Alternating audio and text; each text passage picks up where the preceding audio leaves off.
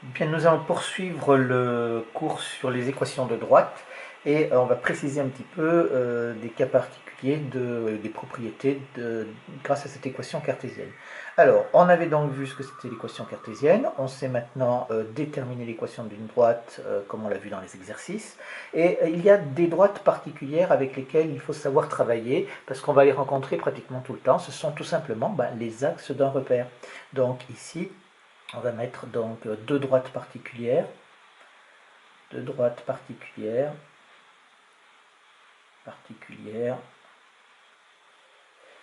axes d'un repère.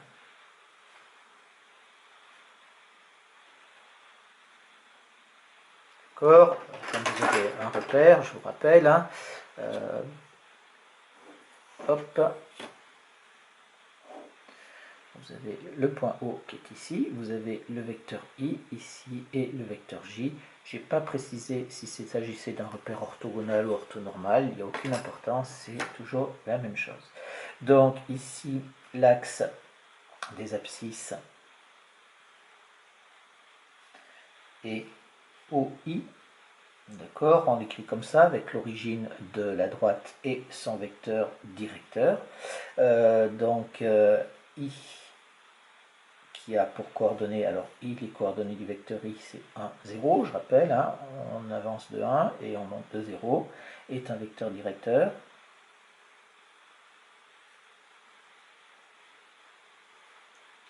De OI. Donc, OI a pour équation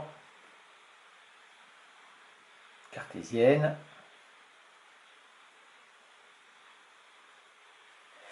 alors, on a dit ici c'est moins BA, ça nous fait donc moins 0x plus 1y plus d plus c pardon, est égal à 0. C'est-à-dire, c'est équivalent à dire que y plus c est égal à 0. Je vais dire maintenant que le point O de coordonnées 0, 0 appartient à la droite OI. Ça, c'est équivalent à dire que 0 plus I plus C est égal à 0, ce qui est équivalent à dire que C est égal à 0. Conclusion, la droite a pour équation OI a pour équation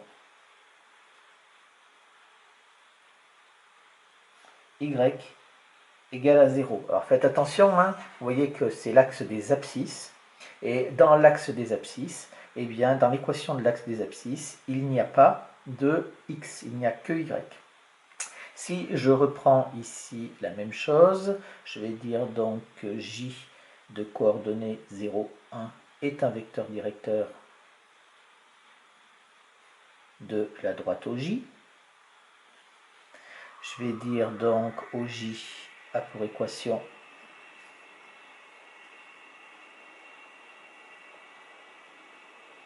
donc moins BA, ça nous fait donc moins x plus 0y plus c est égal à 0, ce qui est équivalent à dire que moins x plus c est égal à 0, ce qui est équivalent à dire, pardon, excusez-moi, j'ai fini là, à ce stade-là, il faut que je prenne maintenant mon point O. Je vais dire que le point O de coordonnées 0, 0 appartient à la droite OJ. Ça, c'est équivalent à dire que moins 0 plus c est égal à 0. On remplace les coordonnées du point, on remplace x et y par les coordonnées du point considéré, ce qui est équivalent à dire que c est égal à 0. Conclusion, la droite OJ a pour équation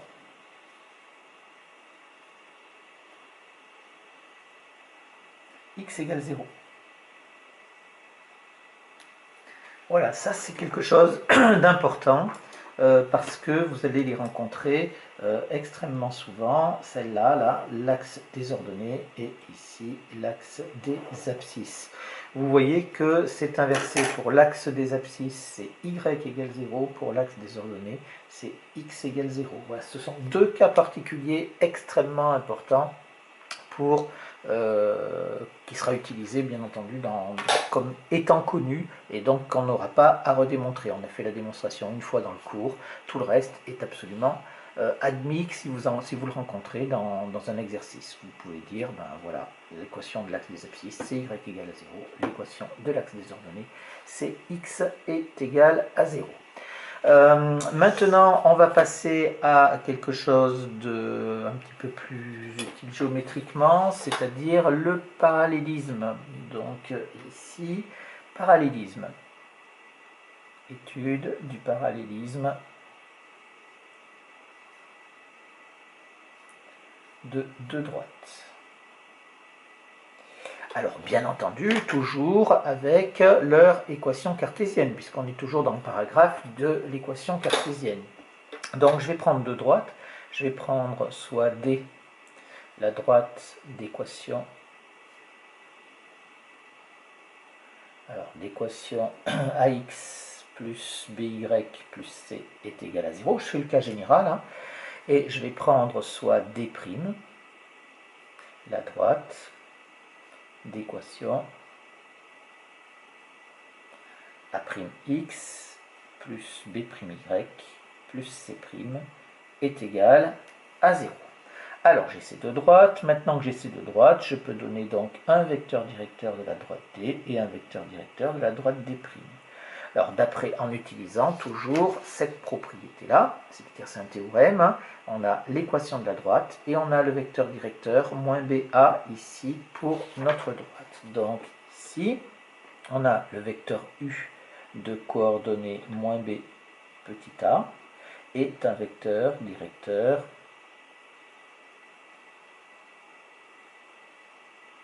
de D. Et d'autre part, le vecteur U' de coordonnées moins B' A' est un vecteur directeur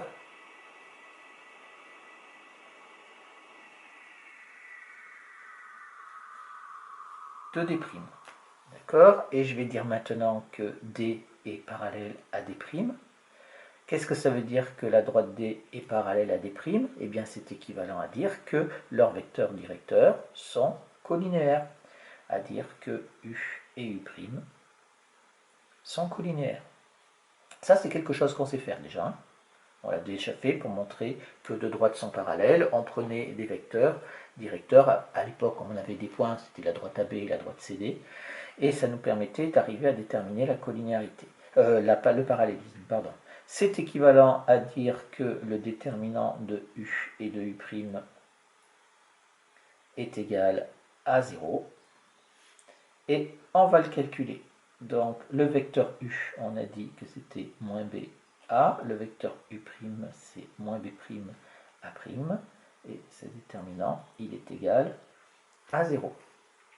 Maintenant, ici, je vais reprendre le calcul là. C'est équivalent à dire, on fait toujours notre calcul de déterminant. Ici, hein, en faisant la croix avec le moins là. Ça nous fait donc moins A'B. J'aurais pu mettre moins BA', mais on a l'habitude de mettre comme ça, ça n'a pas tellement d'importance. Moins A'B, moins ici A fois moins B' est égal à 0. Ce qui est équivalent à dire que ici, moins A'B, ici, moins par moins, ça fait plus, ça nous fait plus AB' est égal à 0, ce qui est équivalent à dire que, je vais le mettre dans l'ordre comme ça, je préfère, moins A'B, puis vous comprendrez pourquoi je le fais par la suite. Voilà donc la propriété AB' moins A'B est égal à 0. C'est ça qui va nous donner donc le parallélisme de ces droites-là et de ces deux droites. Et ça nous rappelle quand même fortement la formule du déterminant de deux vecteurs que l'on avait vu. Alors, on va faire une remarque. On remarque cette chose-là. Eh bien, si j'écris mes deux formules là ici, je vais prendre donc A, X plus B, Y plus C est égal à 0. En dessous, je vais prendre A', X plus B', Y plus C' est égal à 0. Et regardez maintenant que j'ai fait ça, j'ai mis en couleur exprès. Et si je regarde ici, si je prends le déterminant avec ça, on a bien entendu, là dans la remarque, on a, si je fais mon déterminant avec A', B et B'. D'accord? Je prends 4 nombres ici. Alors je fais un déterminant, je ne peux pas dire qu'il s'agit du déterminant de deux vecteurs, parce que je n'ai pas donné de vecteur, je fais ça à partir des équations, mais je prends 4 nombres, puisqu'on sait que dans un déterminant, on a toujours 4 nombres qui correspondraient à des coordonnées. Si je fais ça, ça nous fait est égal à quoi? Ça nous fait est égal à, toujours pareil, je fais, hop, donc ça nous fait AB', et ici, moins A'B. Et regardez, on retrouve exactement la même chose que ce qu'on avait là. D'accord? Et donc, bien entendu, on va pouvoir avoir le théorème suivant. Donc, théorème.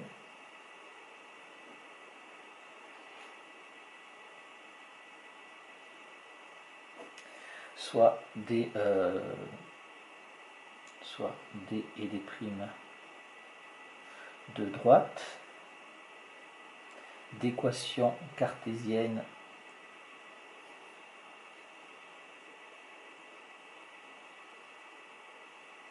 respective. Alors, pour D, je vais prendre AX plus BY plus C est égal à 0. Pour D', je vais prendre A'X plus B'Y plus C' est égal à 0. Cette notation avec les deux points là, c'est une notation officielle que vous pouvez utiliser. Ça veut dire, c'est les deux points qui veulent dire A pour équation. La droite D, A pour équation, AX plus BY plus C. Donc j'ai pris soit D et D' de droite d'équation cartésienne respective, ça, on va dire que D est parallèle à D', ça c'est équivalent à dire que le déterminant pardon, je vais l'écrire, je ne peux pas écrire ça comme ça parce qu'il me manque un petit peu de vocabulaire, hop, je vais dire c'est équivalent à dire que A', B, B' est égal à 0, ce qui est équivalent à dire que AB' moins A'B est égal à 0. Voilà comment est-ce qu'on peut faire à partir de deux droites ici, deux droites dont on connaît les équations cartésiennes. On écrit bien les x en dessous des x, les y en dessous des y, et on prend le déterminant de ces deux droites de cette façon-là. Il n'y a pas de notation particulière si ce n'est les deux barres verticales. Voilà. Alors, on sait à peu près tout maintenant sur les équations cartésiennes de droite. On sait déterminer une équation cartésienne, on sait reconnaître un vecteur directeur, ça ne pose pas de souci. On sait quand est-ce que deux droites sont parallèles. Et on va maintenant raccrocher un petit peu les wagons entre ce qu'on voit là et ce qu'on avait fait auparavant avec les fonctions affines. Donc on en est au grand 3, je crois. Grand 3, équation réduite.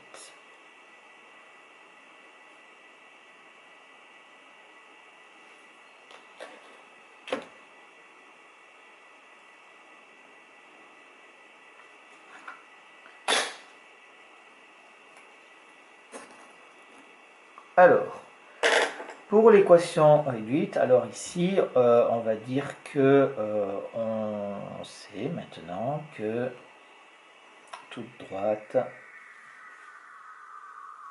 a pour équation cartésienne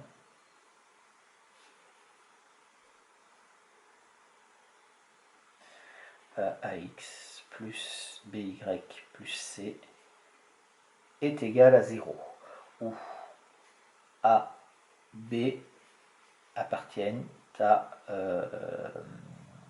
AR et le couple AB est différent du couple 0, 0. Ça, je l'avais précisé oralement, je ne l'avais pas écrit.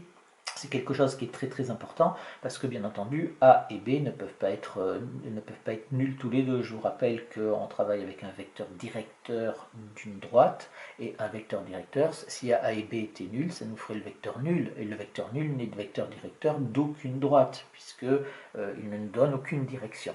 Ou il nous les donne toutes, ce qui revient exactement au même. Donc ici, il faut bien que quand on a le couple AB, soit les deux sont non nuls, soit il y a A qui est différent de 0, soit il y a B qui est différent de 0. Voilà, mais les deux ne peuvent pas être nuls en même temps. Donc on sait que toute droite a pour équation cartésienne cette chose-là. Je vais dire dans un premier temps donc que si B est différent de 0. Je dis bien si B est différent de 0. Alors, je vais pouvoir dire ici AX plus BY plus C est égal à 0. C'est équivalent à quoi? Eh bien, là-dedans, je vais utiliser mes mécanismes des équations et je vais isoler Y. Ça nous fait donc BY qui est égal à moins AX moins C. D'accord? Je vais passer les deux additions de l'autre côté, ce qui est équivalent à dire que Y est égal à moins AX moins C sur B. Et ce qui est équivalent ici à dire que Y est égal à, j'utilise les propriétés sur les fractions, qu'on a déjà vu un certain nombre de fois, moins A sur B fois X, moins C sur B. D'accord? Et là, je reconnais quelque chose qui va être Y est égal à AX plus B. Donc ici, c'est de la forme Y est égal à AX plus B. D'accord? Avec ici, grand A qui va être égal à moins A sur B et grand B qui va être égal à moins C sur B. Voilà, et on retrouve donc ici la représentation graphique d'une fonction affine. Donc ici, je peux dire conclusion. Donc si B est différent de 0, la droite d'équation AX plus BY plus C est égal à 0 et la représentation graphique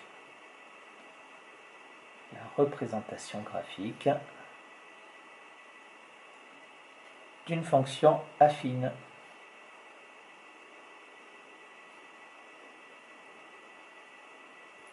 Voilà, donc ça c'est quelque chose de très important dans nos droites que l'on a. Ici on va remarquer qu'il y a si B est différent de 0, pourquoi j'ai pris B différent de 0? Parce que ça m'a permis de diviser par B, je ne l'ai pas précisé tout à l'heure, j'ai pu diviser par B parce que je savais que B était différent de 0, autrement je n'aurais pas pu le faire. D'accord? Donc voilà ce que ça va pouvoir donner. Maintenant regardons ce que ça peut faire si B est égal à 0. Si B est égal à 0.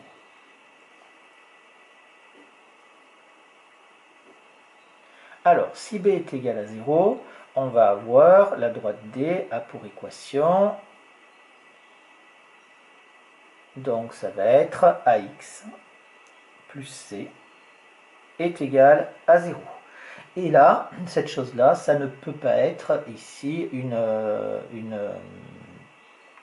l'équation pardon, ça ne peut pas être la représentation graphique d'une fonction affine. Pourquoi? Parce qu'il n'y a pas de y.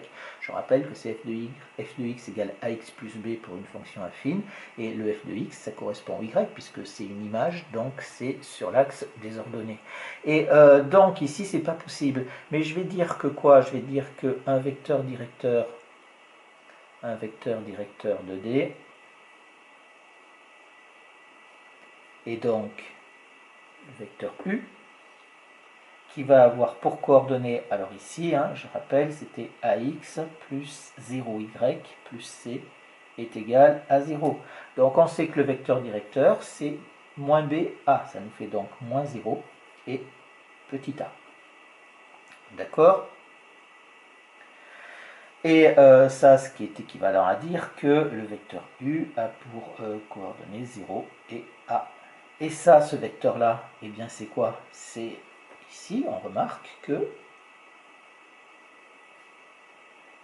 le vecteur U, il est égal à A fois le vecteur J. D'accord? Puisque ici, c'est égal à, alors U de coordonnées, pardon, 0, petit a, est égal à A fois le vecteur J, qui a pour coordonnées, lui, 0 et 1. Ok? Donc, il n'y a pas de souci.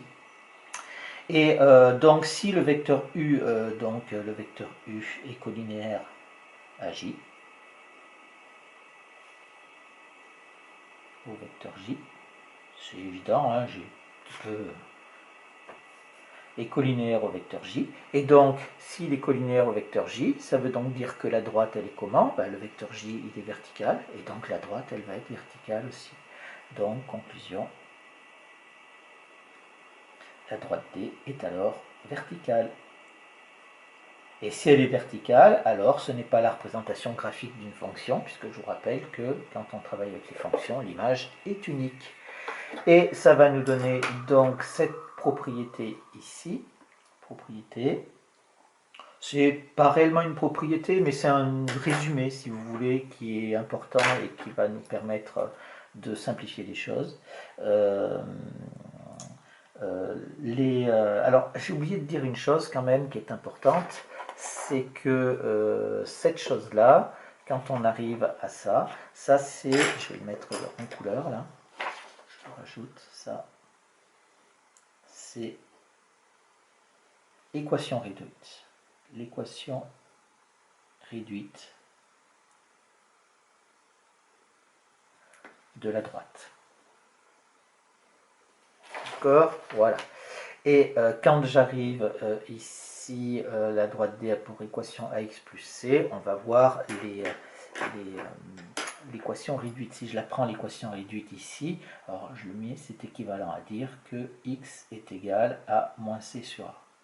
D'accord? Donc on écrira comme ça pour les droites comme ça qui sont verticales, on aura X égale, et pour les autres droites, on aura donc Y est égal à AX plus B. Donc on va le mettre en propriété. Ici, ça va résumer un petit peu tout ça. On peut regrouper toutes les droites du plan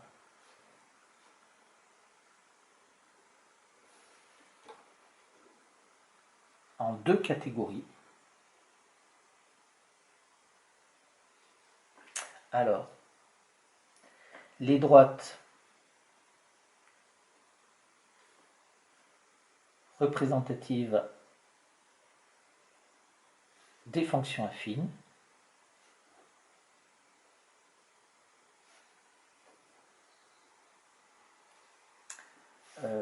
ayant pour équation réduite, ayant une équation réduite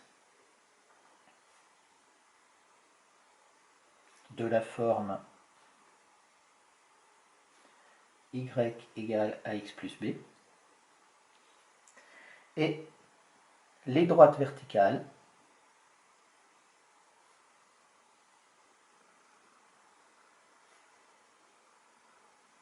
ayant pour équation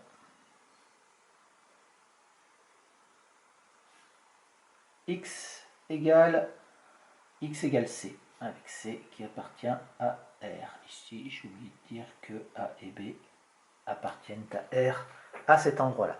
Voilà les deux types de droites que l'on peut avoir quand on travaille avec les équations réduites. Alors vous voyez que pour les équations réduites, on a bien deux équations qui sont vraiment complètement différentes, puisque il y en a une où on a des y et des x puisqu'il s'agit d'une fonction, c'est tout à fait logique.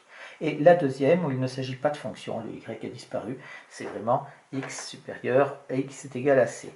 Dans ce cas-là, il faut voir un petit peu de quoi il s'agit. Je vais quand même faire un exemple pour les droites verticales.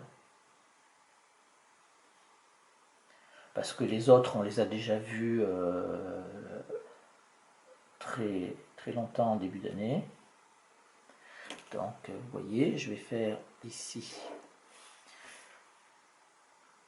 un repère. Alors il ne faut pas chercher quelque chose de compliqué pour les droites verticales, il faut aller faire au plus simple, faire ce qu'on voit visuellement. D'accord, on ne va pas prendre, voilà, j'ai ma graduation.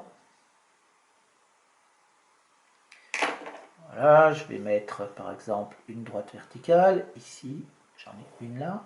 Je vais en prendre une autre, par exemple celle-là. Voilà. Et on voudrait savoir quelle est son équation. Alors là, c'est très simple. On a une droite verticale, donc l'équation, c'est x égale quelque chose. Et ici, ça va être x égale quelque chose aussi. Eh bien, combien? Ici, ça veut dire quoi? Ben, je suis à 1, 2, 3 sur les x. Donc, ça va nous faire donc x égale 3 ici. Et là, je suis sur les x à moins 1. Donc, ça va me faire x égale moins 1. C'est quelque chose de très simple. Il ne faut vraiment pas chercher compliqué pour arriver à faire ça. D'accord? Donc voilà sur les équations réduites ce qu'on peut dire pour l'instant. On sait que on a deux catégories de droites, les droites représentatives de fonctions affines qu'on avait déjà vues et les droites verticales avec lesquelles on n'avait pas trop travaillé, mais il ne faut surtout pas essayer de compliquer les choses. Les droites verticales, c'est extrêmement simple. Les droites verticales, elles servent juste à déterminer des intervalles. Vous voyez bien que ici, si je prends mes deux droites bleues et rouges, j'ai déterminé l'intervalle moins 1, 3. En fait, je l'ai délimité. En fait, au lieu de les délimiter sur l'axe des abscisses avec des crochets, eh bien, quand je suis dans un repère, je peux délimiter mon intervalle sur les x avec deux droites verticales, et c'est quelque chose qui vous sera très utile, cette histoire de délimitation, en particulier quand vous serez en terminale et que vous ferez l'intégration. Voilà pour l'instant, je m'arrête là, je rajouterai des choses un petit peu plus tard ou dans les exercices.